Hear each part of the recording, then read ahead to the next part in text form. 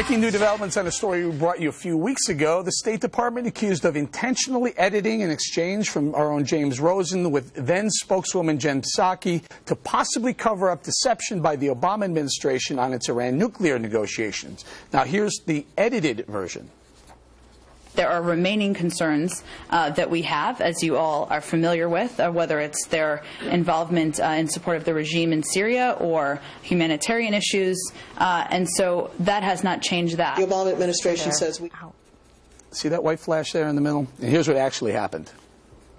James, I have no new information for you today on the timing of when there were any discussions with any Iranian officials. Let me try it one last way, Okay. Jen, and I appreciate your indulgence. Sure. Is it the policy of the State Department where the preservation of the secrecy of secret negotiations is concerned to lie in order to achieve that goal? James, I think there are times where diplomacy needs privacy in order to progress. This is a good example of that. So in that white flash, roughly 8 minutes of video was cut out, including the part when Psaki admitted that sometimes the press needs to be misled to accomplish administration goals. Now, initially, the department blamed the glaring omission on a glitch, but today, a complete reversal. Here's spokesman John Kirby. There was a deliberate request, that this wasn't a technical glitch. This was a deliberate request to excise video. And as I said, and I said it this morning to the staff, I don't find that to be an appropriate step to take. So again, my focus is going to be on the future and making sure that that we have the right rules in place to make sure it doesn't happen again.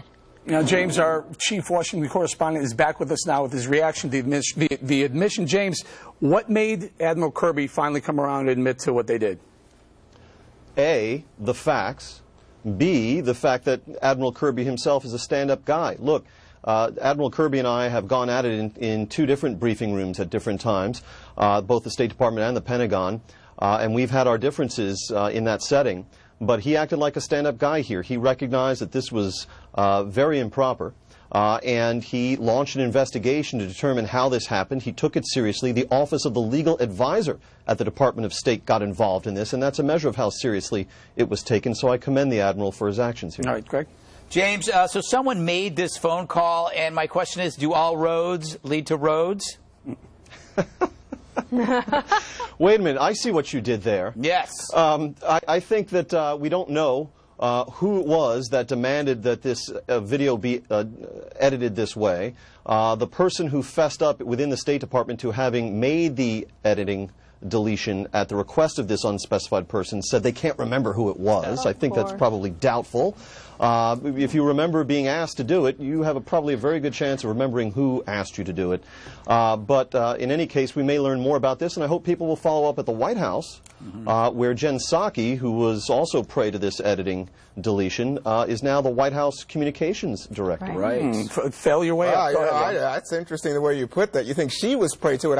I mean, gosh, people might be suspicious of whether Jen Psaki was involved with this. But James, I'm curious about the probe, because I agree, Admiral Kirby looks like a stand-up guy in this moment, but it's been referred to the Office of the Legal Advisor. At the same time, Kirby says there's no ground for a formal investigation.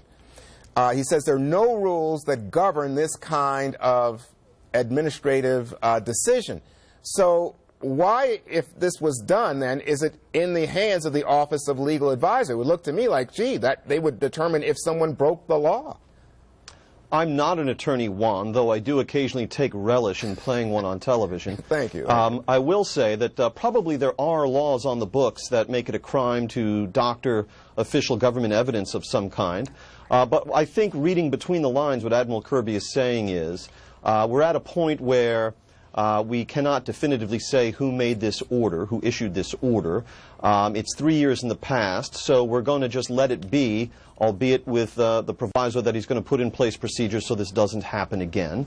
But as I say, I think there will be further investigation of this, if at least by other news organizations. All right, James, let's go to Dana, who has some experience in what goes on behind the scenes there. I think you're being really kind, James, and I think that their explanation falls well short of acceptable because, one, it is a violation of the Federal Records Act. It has to be. And that's yet another Federal Records Act violation that the State Department is dealing with right now, at least the accusation of, and the State Department's IG saying that Hillary Clinton should not have had the private email server set up because it was a way to get around the Federal Records Act. So, one, that's a problem. Number two, it had to be a political appointee who made this call. Because whoever the person is, the civilian, the bureaucrat that said, I will do this order, would never do that unless it came from somebody very powerful. So I do hope that they follow up, because this would be absolutely an unacceptable explanation if it were a Republican administration. They need to be held to account for it.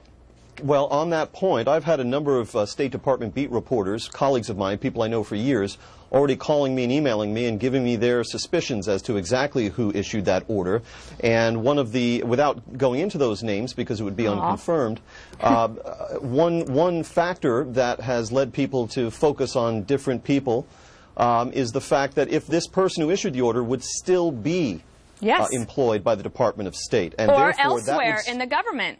Right, I mean, and that would serve as a... They could figure this out in about 5 minutes. So when they say that we're not going to look into it, we're going to look forward, that's not, I think that that's unacceptable. And I think that really you could find out in 5 minutes, if you're Admiral Kirby, find out who it is and come clean with it.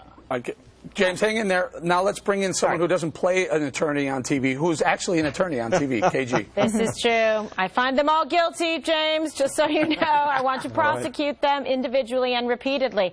This is very obvious that they know exactly who did this and who made the call, just like they know who pushed the video for Benghazi.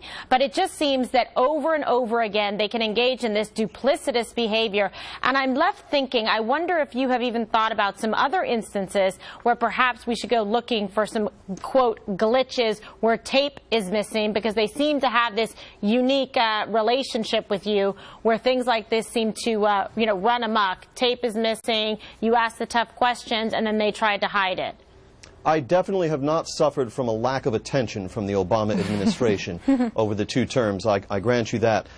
Look, I think this is a significant moment insofar as we have the United States government essentially admitting here that its spokespeople lied from the State Department podium, that they then admitted that from the State Department podium, and then tried to cover up that admission by deleting the official archive of this material. And so I'm honored to play some small role in holding our public officials to account, and we'll see if this is the end of it. I happen to believe I know who made the call to edit that. It's Katie Couric. They wanted a dramatic pause. It was her producer. She's been after me for years. For years she's been persevering. James, I have a hunch this story is going to resonate, and we'll be talking about a little bit more about it tomorrow. Good job, James.